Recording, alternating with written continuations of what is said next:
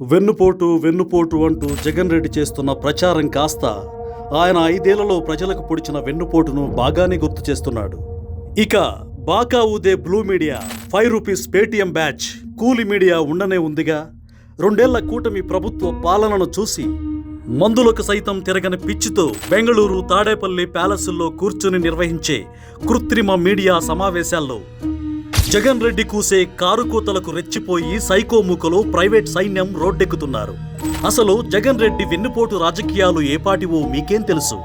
జన్మనిచ్చిన తల్లిదండ్రులను తోడబుట్టిన చెల్లిని అడగండి చెప్తారు. తండ్రి చావుకు కనీసం విలువివ్వకుండా తండ్రి శవం పక్కనుంచే వెన్నుపోటు రాజకీయాలకు తెరతీశాడు జగన్ రెడ్డి. ఆ తరువాత తన తండ్రికి కుటుంబానికి రాజకీయ భిక్ష పెట్టిన పార్టీకే వెన్నుపోటు పొడిచి వైసీపీని స్థాపించి అతిపెద్ద వెన్నుపోటు రాజకీయాలకు కేరాఫ్ గా నిలిచాడు. అవకాశ రాజకీయాలకు కేంద్రంగా సాగించిన వైసీపీ ప్రస్థానం నాటి నుంచి నేటి వరకు వెన్నుపోటు ఎజెండాతోనే ప్రజల్ని నమ్మించి ఓట్లు కొల్లగొట్టి వంచాడు. బూటకపు మాటలతో దాదాపు 750 వంచిత హామీలతో 2019న గద్దెనెక్కి అసలైన వెన్నుపోటు రాజకీయాలను పట్టాలెక్కించాడన్నది అక్షర సత్యం.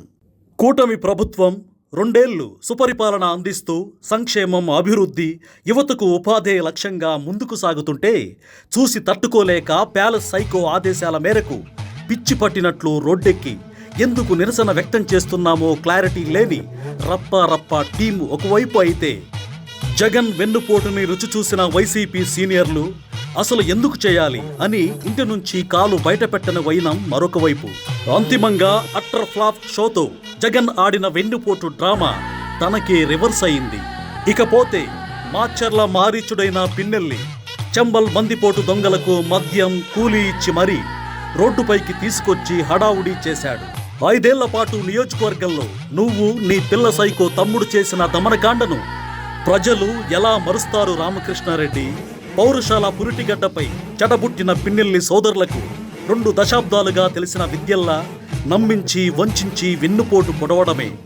వరికి పొడిసెల పూర్తి చేయకుంటే రాజకీయ సన్యాసం అని రాజకీయ భిక్ష పెట్టిన వెల్దుర్తి మండలానికి వెన్నుపోటు పొడిచాడు. బుగ్గవాగు నుంచి మంచినీటిని మాచర్ల పట్టణ ప్రజలకు అందిస్తాను అని నమ్మించి ఓట్లు కొల్లగొట్టి వెన్నుపోటు పొడిచాడు. పేట సన్నగెండ్ల గోలివాగుకు ఎత్తిపోతల పథకాల ద్వారా పంటలకు సాగునీరు ఇస్తాను అని హామీ ఇచ్చి రైతులకు వెన్నుపోటు పొడిచాడు. జెర్రివాగు లిఫ్ట్ ఇరిగేషన్ ప్రాజెక్టును ఫేజ్ 1, ఫేజ్ 2 ద్వారా సాగునీరు ఇస్తానని నమ్మించి ప్రజలకు, రైతులకు వెన్నుపోటు పొడిచాడు. పల్నాడు పౌరుషాలకు ప్రతీకగా నిలిచే వీర్ల దేవాలయాన్ని అభివృద్ధి చేస్తానని హామీ ఇచ్చి వారసత్వ సంపదను ప్రేమించే వారికి వెన్నుపోటు పొడిచాడు. నాగార్జున సాగర్కు మెగా టూరిజం పార్కు తీసుకొస్తానని హామీ ఇచ్చి పర్యాటక అభివృద్ధిని కాంక్షించే వారికి వెన్నుపోటు పొడిచాడు. వెల్దుర్తి మండలంలో జూనియర్ కళాశాల ఏర్పాటు చేస్తానని నమ్మించి యువతకు వెన్నుపోటు పొడిచావు. నూతన రోడ్ల నిర్మాణాలు చేపడతాం, పరిశ్రమలను తీసుకొస్తామని హామీ ఇచ్చి అభివృద్ధిని కాంక్షించే ప్రజలకు, ఉపాధిని కోరుకునే యువతకు వెన్నుపోటు పొడిచింది, ద్రోహం చేసింది మీరు కాదా పిన్నెల్లి?